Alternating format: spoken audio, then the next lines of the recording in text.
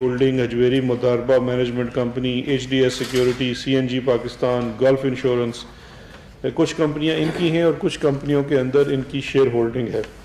اس کے بعد دبئی میں ان کی جو پراپرٹی ہے, ایک فلیٹ ہے اجویری ولا ایمریٹس ہل میں, دوسرا ہے پام جمیرہ میں اپارٹمنٹ. یہ ان کے ریفرنس کے اندر لکھا ہوا ہے کہ میں اپنی زبانی بات نہیں کر رہا. گاڑیاں ہیں, بینٹلے ہے, مرسیڈیز ہے, براک ہولڈنگ میں انویسٹمنٹ ہے, دارالنیان کے اندر انویسٹمنٹ ہے. اس کے علاوہ ان کے جو بینک اکاؤنٹس ہیں جو جس میں ایک اکاؤنٹ میں 5.5 ملین کا ان کا بیلنس ہے جو ان کے اپنے نام پہ ہے, ایک اکاؤنٹ میں 500,000 کا درہم کا بیلنس ہے, ایک اکاؤنٹ میں 3,20,000 کا بیلنس ہے. تو یہ سارے ان کے ایسٹس ہیں جو انہوں نے کہا جی کہ میرے پاس تو صرف ایک گھر ہے. جس طرح وہ کیلبری کوئن نے کہا تھا کہ میری پاکستان تو کیا دنیا میں کیا پاکستان میں کوئی پراپرٹی نہیں ہے, اس طرح انہوں نے فرما دیا. اور ان کا پورا جو چارج شیٹ ہے یہ یہاں پہ ہوئی ہے نیب کی طرف سے اکاؤنٹیبلٹی کورٹ میں. اور یہ وہ جو چیز تھی یہ جے آئی ٹی کا حصہ تھا, جے آئی ٹی میں یہ چیزیں سامنے آئی تھی. اب یہ ساری چیزیں یہ کیوں کر ہو رہا ہے؟ یہ اس وقت بڑی ڈیسپریٹ ایفرٹ ہے. بڑی ڈیسپریٹ ایفرٹ میں شاید کسی کے حکم کے اوپر ہی بی بی سی چلے گئے تھے. اور جو لوگ کل میں کسی کی ٹویٹ دیکھ رہا تھا تو اس نے کہا جی کہ میں بڑا عرصہ ایڈوائز کرتا رہا صحافت کی چیزوں کے اوپر, تو میری ایک ایڈوائز ہے کہ ہارٹ ٹاک پہ کبھی نہ جائیں یا وہاں پہ انٹرویو کبھی نہ دیں. تو انہوں نے شاید وہ غلطی کر دی. یہ ڈیسپریٹ ایفرٹ کیوں ہے؟ یا اس وقت جو یہ پورا ایک پی ڈی ایم کی صورت میں پورا ایک ہنگامہ برپا کرنے کی کوشش کی جا رہا ہے. ملتان میں بھی ٹوٹل 6-7 ہزار لوگ جمع کر سکے. اسٹیڈیم بعد میں جا کے آکوپائی کیا اور اس کے بعد آکوپائی کرنے کے بعد واپس گھنٹہ گھر میں آ گئے اور وہاں پہ کچھ لوگ جمع کر کے ایک جلسہ بلکہ جلسی کی. اب لاہور میں جلسی کرنے جا رہے ہیں. وہ تو ایک بڑا الگ ٹاپک ہے کہ کس طرح سے لوگوں کی زندگیاں, اپنے کارکنوں کی زندگیاں خطرے میں ڈال رہے ہیں. لیکن ہمیں دیکھیے اس وقت دیکھنا یہ ہے کہ ملک اس وقت بہتری کی طرف جا رہا ہے. تمام اکنامک انڈیکیٹرز بہتری دکھا رہے ہیں. جس حالت میں ہمیں فائنانس ملا تھا اس سے بہت بہتری کی طرف ہے, اور یہ عالمی ادارے اس چیز کو مانتے ہیں. چاہے وہ ہمارا ایکسپورٹ ہو جو اپورڈ ٹرینڈ ہے اس کا پرسنٹ بڑھ چکی ہے ایکسپورٹ پاکستان کی. فیصل آباد میں آپ جا کے دیکھیے اس وقت جو ایکسپورٹر ہے اسپیشلی وہ خوش ہے. کرنٹ اکاؤنٹ ڈیفیسٹ کم ہو چکا ہے, فورن ریزرو بڑھ چکا ہے. بڑی ایک تفصیل ہے.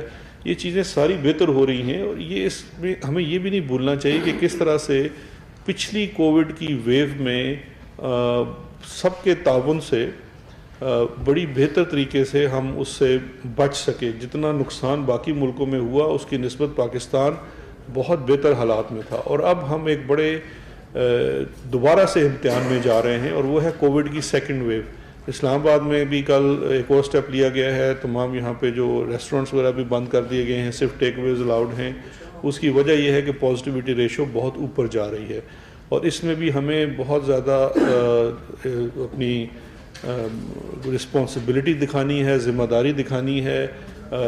کووڈ سے بھی ہم نے پوری طرح سے لڑنا ہے, اپنے آپ کو بچانا ہے, اس سے ساتھ ساتھ بزنس کو بھی بچانا ہے. بیکاز پاکستان ان 2 ملکوں میں شامل ہے جو کووڈ کے باوجود جس کا جی ڈی پی پلس میں ہے, مائنس میں نہیں گیا چائنا کے بعد. تو یہ بھی ایک چیز ہمارے ذہن میں ہونی چاہیے. اور اس سب میں جو سب سے بڑی ایک یہ جو ڈسرپشن ہے وہ ڈسرپشن یہ ہے کہ آپ لارج پبلک گیدرنگ کر رہے ہیں, اور جب وہاں سے فیل ہو رہے ہیں تو مختلف چیزوں میں جا رہے. تو یہ ساری ڈسرپشن بیسیکلی اپنی ناکامی کو جو صاف نظر آ رہی ہے کہ عوام آپ کو بھول چکے ہیں. آپ نے اپنا پوری طرح سے دیکھ لیا کہ کتنی آپ کی ریلیونس ہے, چاہے وہ آپ کا گلگت بلتستان کا الیکشن ہو. آج وزیر اعظم صاحب وہاں پہ کابینہ کی حلف برداری کے لیے گئے ہوئے ہیں. جتنا آپ نے دیکھا کہ وہاں پہ عوام کا سپورٹ ملا, وہ اس چیز کا آئینہ دار ہے کہ ابھی بھی پی ٹی آئی سب سے پاپولر پارٹی ہے. اب اسی چیز کو نگیٹ کرنے اس طرح کی بہت ساری ناکام کوششیں ہیں. یہ بھی ایک کوشش ہے, پی ڈی ایم بھی ہے. ہماری صرف یہ ہے کہ, اور میں سمجھتا ہوں شہری بھی بڑا اس وقت ذمہ داری کا ثبوت دے رہے ہیں. بہت کم تعداد میں ایسے پبلک گیدرنگ میں جا رہے ہیں, جو بڑی اچھی بات ہے. ہم نہیں چاہتے کہ آگے بھی کریں. ان کو جو بھی پلیٹ فارم دے دیتے ہیں, کسی جگہ ممبر پہ کھڑے ہو جائیں, سارا دن بولتے رہیں, جو برا بلا ہمیں کہتے رہیں, لیکن عوام کی زندگیاں خطرے میں نہ ڈالیں. جی شکریہ بیرسٹر صاحب. بسم اللہ الرحمن الرحیم.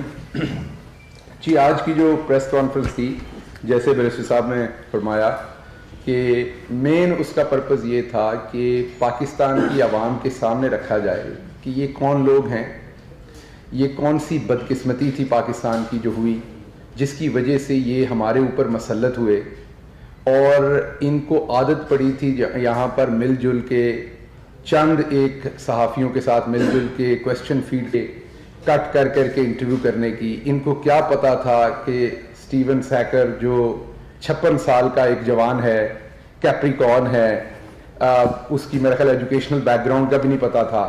انہیں اندازہ نہیں تھا کہ اس کے سامنے بیٹھنے پہ وہ جو مریم صفدر صاحبہ اکثر فرماتی ہیں ٹانگیں کانپ جاتی ہیں, ان کو شاید اندازہ نہیں ہوا کہ ٹانگیں اس طرح کانپتی ہیں. اگر کل مریم صاحب کسی کو بھیجتی ہیں اور اسحاق ڈار صاحب کا پاؤں پکڑ کے کوئی دیکھتا نیچے سے یا گھٹنا, تو پتہ لگتا کہ ٹانگیں کیسے کانپتی ہیں اور ٹانگوں کے اوپر سے پسینہ کیسے گرتا ہے. تو وہ کل کا ہم نے مظاہرہ دیکھا. لیکن اس میں جو سب سے تکلیف کی بات ہے وہ یہ ہے کہ یہ بھلے کرپٹ ہیں, مجرم ہیں, چور ہیں, لیکن ہیں تو آخرکار پاکستانی.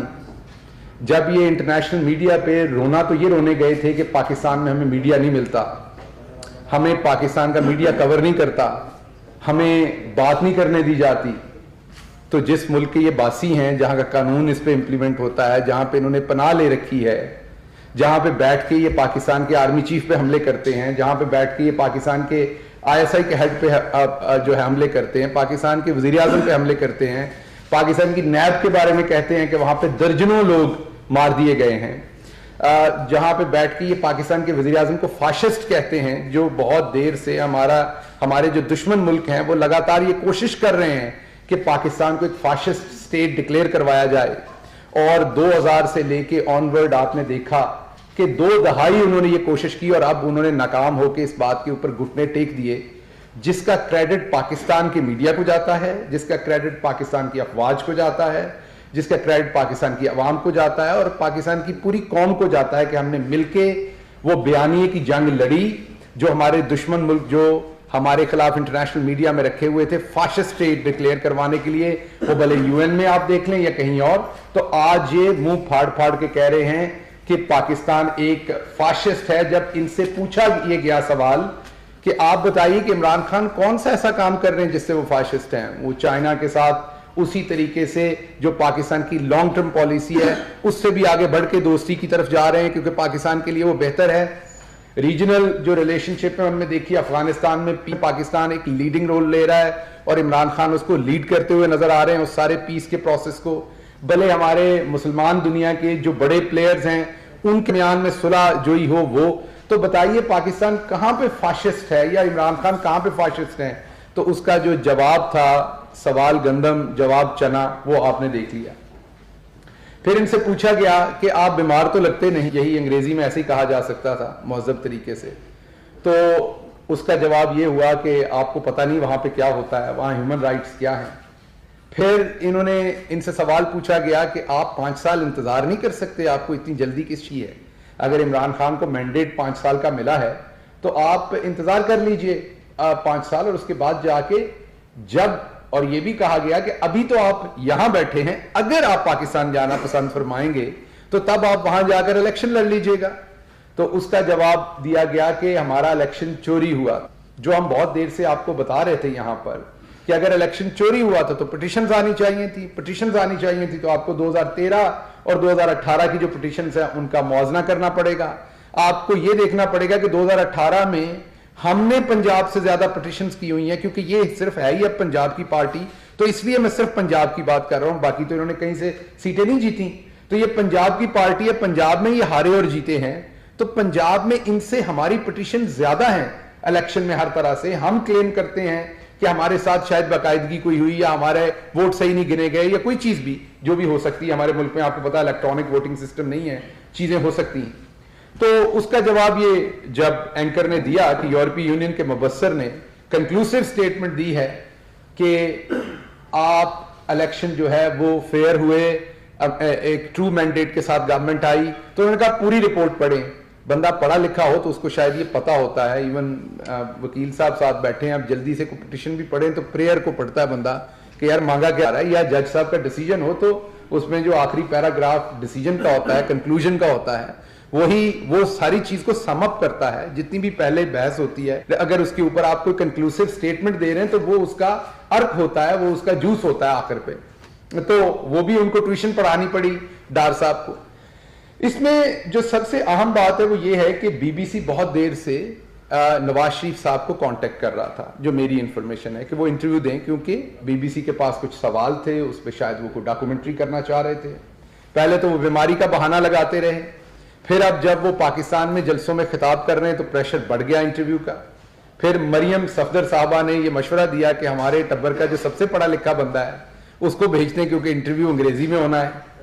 اور جب ان کو بھیجا گیا تو پھر کیا ہوا وہ میں آپ کو دکھا دیتا ہوں. یہ تصویریں آپ نے پاکستان میں دیکھی تھی.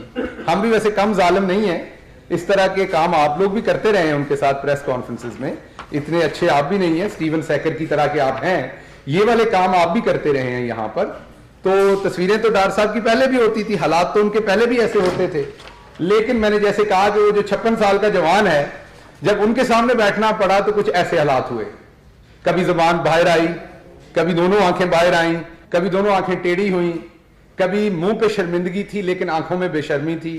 جب کہا کہ میری صرف ایک ہی پراپرٹی ہے, حالانکہ دی نیوز کی سٹوری ہے پاکستان میں دسمبر 30 2017 کی, جس میں علی ڈار نے خود کنفیس کیا ہے کہ انہوں نے 52 ولاز جو ہیں وہ ان کی ملکیت ہیں, یہ ان کی اپنا کنفیشن ہے. تو ایک تو آئندہ شریف فیملی اور ان کا اہل و عیال ایک بات سمجھ لے, جو ہمارے بزرگ بتاتے تھے کہ اگر کمائی حرام کی ہو تو اولاد بری نکلتی ہے. تو ایک تو ان کو ان کی اولاد مرواتی ہے, جب بھی مرواتی ہے. وہ پہلے ایک بھائی نے الحمدللہ کہہ کے مروایا تھا, آپ کو یاد ہے. اس کے بعد مریم بی بی نے کہا تھا میری لندن تو کیا پاکستان میں بھی کوئی پراپرٹی نہیں ہے. اور اب آپ علی ڈار صاحب کا ایک تو یہ کنفیشنل سٹیٹمنٹ ہے, باپ کہہ رہا ہے کوئی پراپرٹی نہیں ہے. اسی انٹرویو میں کیونکہ جو آگے بندہ بیٹھا ہوا ہے, اب صحافی تو زیادہ ہمارے پاکستان میں بھی جو 99% ہے وہ اچھی صحافت کرتے ہیں, کئی دفعہ یہ کسی طریقوں سے وہ کٹوا دیتے ہیں سٹوریز, یا انٹرویو دیتے ہی ایسے لوگوں کے ساتھ ہیں جن کے ساتھ ہاتھ ملے ہوں. آپ کی طرح تو انڈیپینڈنٹلی تو بیٹھتے نہیں ہیں. آپ کو وہ بھی موقع یاد ہوں گے جب اسحاق ڈار صاحب فرماتے تھے کہ یہ صحافی نے سوال کیوں کیا, اسے پریس کانفرنس سے باہر نکال کے پھینکو. وہ ویڈیو آپ کے پاس موجود ہے. یہ ورڈ تھے کہ اسے باہر پھینکو یا باہر نکالو, شاید دونوں میں سے ایک لفظ تھا. اب اسٹیون سیکر کو تو باہر نہیں نکالا جا سکتا تھا وہاں سے, اسٹوڈیو سے. اور دوسرا میں کمال ایک اور بات کرتا ہوں جو میرے خیال میں پاکستانی میڈیا کو بھی اب کرنی چاہیے. ہمارے ہاں اینکر کی شکل بہت دکھاتے ہیں ٹی وی پہ, جو کل میں نے سیکھا 90% ٹائم انہوں نے ہوسٹ کے چہرے پہ رکھا, کیونکہ اینکر کو تو سارے جانتے ہی ہوتے ہیں, دیکھتے ہوتے ہیں. اس سے ایک بات بڑی اچھی لوگوں کو سمجھ آئی کہ جواب دیتے ہوئے ہی تاثرات نہیں ہوتے, جب اینکر سوال پوچھ رہا ہوتا ہے تب بھی تاثرات معنی خیز ہوتے ہیں. جیسے جب انہوں نے سوال کیا کہ پاکستان کی عوام اب مہنگائی وہاں پر ہے, انفلیشن زیادہ ہے, اور اس پہ اسحاق ڈار کی جو خوشی تھی نا وہ دیدنی تھی, کیونکہ پچھلے 15-20 منٹ سے وہ سلوٹر ہو رہے تھے تو انہیں لگا کہ اب نکلنے کا کوئی رستہ بنا. تو اگلا سوال انہوں نے جب داغا, جس میں انہوں نے کنیکٹ کیا کہ آپ ہی کی لوٹ مار ہے بنیادی طور پہ, جس کو آج عوام بھگت رہی, تو پہلے حالات برے ہیں, آپ اور حالات برے کرنے جا رہے ہیں. تو وہ جو کنٹراسٹ تھا ان کے چہرے کا ود ان دوز سیکنڈز, تو میں جیسے ہمارے کچھ اچھے دوست پروڈیوسرز ہیں, راجہ عدیل اور بہت سارے, ان سے بھی میری گزارش ہے کہ اب یہ ٹیکنیک بھی رکھیں کہ اس طرح کا, ایون جب بیرسٹر صاحب بھی بیٹھیں تو ذرا کیمرہ جو ہے وہ ہوسٹ پہ رکھیں اور ان کے تاثرات بھی دیکھیں, جو ہم نے ہر چیز میں سے ہم سیکھتے ہیں. تو کل ایک ٹیکسٹ بک کیس بنا ہے ڈار صاحب کا, پہلے بھی انہوں نے آپ کے سامنے 2000 میں کنفیشنل سٹیٹمنٹ دی تھی. اور پاکستان کی تاریخ میں منی لانڈرنگ, چوری چکاری میں اگر کسی کو دائی کا درجہ حاصل ہے تو اسحاق ڈار ہیں. وہ ان تمام جرائم کی دائی ہیں, کیونکہ ان کو ان تمام جرائم کو میرے خیال میں تو پیدا کرنے والے وہ ہیں, ان کا طریقہ بتانے والے وہ ہیں. اور کل جو ان کا وہاں سلوٹر ہوا اس کی بڑی وجہ یہ بھی تھی. پھر سوال یہ پوچھا گیا کہ جب آپ کہا گیا جی کہ پاکستان کی جو کرنٹ اسٹیبلشمنٹ ہے, آرمی ہے, وہ عمران خان کے ساتھ ملی ہوئی ہے اور ہمارے خلاف ہے اور ملک کو بڑی بری طرف کو لے کے جا رہے ہیں. تو سوال پوچھا گیا کہ آپ جب ضیاء الحق کے ساتھ تھے تو کیا تب یہ ٹھیک تھا, کیونکہ وہ آپ کے ساتھ کام کر رہے تھے, آپ کو پرورش کر رہے تھے, آپ کو تگڑا کر رہے تھے, تو آپ خوش تھے. آج اگر آپ کی اکاؤنٹیبلٹی ہو گئی ہے یا آپ کو عدالتوں کا جواب دینا ہے تو آج آپ ناراض ہیں. تو اس کا جواب آپ کے سامنے تھا, کیا تھا کون سی تھیری تھی سر وہ مجھے بھول گیا, ایوولوشن کے کون سی کو, ڈارون کی, وہ جو بندر سے انسان بننے کی ایک تھیری تھی, وہ تھیری پیش کر دی گئی. وہ ان کا قصور نہیں, وہ بکھلائے ہوئے تھے, وہ یہ کہنا نہیں چاہتے تھے یقین کریں, وہ ہرگز نواز شریف صاحب کو بندر نہیں کہنا چاہتے تھے, یہ یقین کیجیے آپ. وہ ان کی عزت کرتے ہیں, سمدھی ہیں, وہ ان کے لیڈر ہیں, مجھے قطعی یقین ہے کہ انہیں بندر نہیں کہنا چاہ رہے تھے, لیکن وہ بکھلا اتنے گئے. میں نے بتایا کہ 56 سال کا ایک جوان آدمی سامنے بیٹھ کے انٹرویو لے رہا تھا, اور اس سے مجھے تو انٹرویو لینے کا بھی سمجھ آئی, بہت کچھ میں نے سیکھا. مجھے امید ہے اور بھی بہت سارے لوگ سیکھیں گے جن کو نواز شریف صاحب انٹرویو دیتے ہیں, اور کچھ تو بہت ہمارے میجورٹی تو ہمارے بہت اچھے صحافی ہیں, لیکن جو صحافی نواز شریف صاحب کا انٹرویو لیتے ہیں یا مریم صاحبہ کا انٹرویو لیتے ہیں, کیونکہ وہ بغیر ملی بھگت کے تو انٹرویو وہاں ہوتا نہیں ہے, تو ان کو بھی سیکھنے کا موقع ملا ہوگا کہ انٹرویو کیسے لیا جاتا ہے. آخری بات جو میں نے آپ کے سامنے رکھنی تھی وہ یہ رکھنی تھی کہ ایک بات طے ہے کہ جب ان کو یہ بار بار سوال کیا جاتا ہے کہ ہمیں یہاں میڈیا پہ نہیں آنے دیا جاتا, تو یہ ویلکم ہے, یہ پاکستان کے میڈیا پہ بھی آئیں, صرف ان کو عدالتوں میں پیش ہونا پڑنا ہے. پہلے پاکستان آئیں, عدالتوں میں اپنا کیس لڑیں, اپنے آپ کو ایبسکونڈر سے ایک نارمل انسان بنے. تو پاکستان کا میڈیا کھلا ہوا ہے, اگر آپ کے باقی سارے ٹبر کے لیے کھلا ہوا ہے تو آپ کا ہمیں کیا مسئلہ ہے؟ آپ کیا بول سکتے ہیں, کیا بات کر سکتے ہیں, وہ کل سب نے دیکھ لیا. اور یہی بات پرائم منسٹر عمران خان ان کے بارے میں 24 سال سے کہہ رہے تھے کہ یہ ان پڑھ ہیں, جاہل ہیں, نالائق ہیں, کرپٹ ہیں, اور یہ پاکستان کے لیے کبھی عزت کا باعث نہیں بن سکتے. آگے سے جو اگلی نسل ہے وہ بھی آپ کے سامنے ہے. مریم صاحبہ جب بولتی ہیں ان کے منہ سے بھی جھوٹ نکلتا ہے, وہ بھلے ملتان کی جلسی کے اندر ان کی تقریر ہو, بھلے کسی اور میں ہو, آپ کے سامنے وہ تواتر کے ساتھ جھوٹ بولتی ہیں. تو ان کا وتیرہ یہ ہے کہ اتنا جھوٹ بولو کہ وہ سچ لگے. یہی کوشش کل بی بی سی کے سامنے کرنے کی کوشش کی گئی. میری اطلاع تو ایک ہے کہ شاید ایک ڈاکومنٹری بھی آئے, وہ بی بی سی سے آئے یا کہیں اور سے آئے, کیونکہ اس کا مواد وہاں پر چند صحافیوں کے پاس ہے جو ان کو سوال بھیج چکے ہیں, اور اسی پریشر میں مریم صاحبہ کے کہنے پر یہ بیچاروں نے دوبارہ قربانی دی ہے. یہ زیادتی کر رہے تھے ان کے بارے میں کہ انہوں نے چوز کیا وہاں انٹرویو دینا. میرا نہیں خیال وہ چوز کیا, انہیں ذبح ہونے کے لیے سامنے بٹھایا گیا ہے, کیونکہ وہ خاندان کے سب سے پڑھے لکھے آدمی تھے.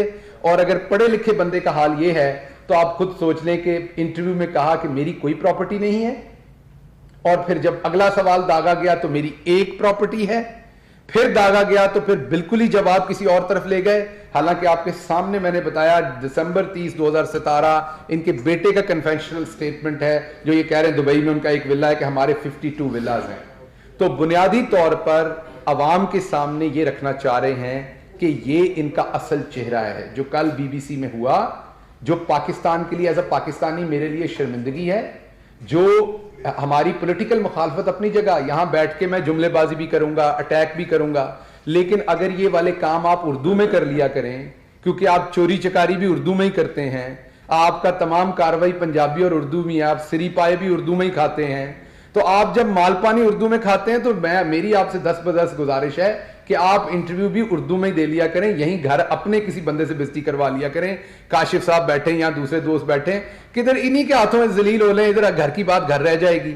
آپ ادھر سٹیون سیکر کے ہاتھوں ذلیل ہونے گئے ہیں, اور بی بی سی میں بیٹھ کے آپ نے پاکستان کے لیے بھی ہزیمت اٹھانے کی کوشش کی, پاکستان کے پرائم منسٹر کو فاشسٹ کہہ کے چھپنے کی کوشش کر رہے ہیں. اس کا آپ کو مشورہ ملا کہ آپ عدالتوں میں جائیے. آپ نے کہا میں ابھی بھی بیمار ہوں, عدالتوں میں جائیے. آپ نے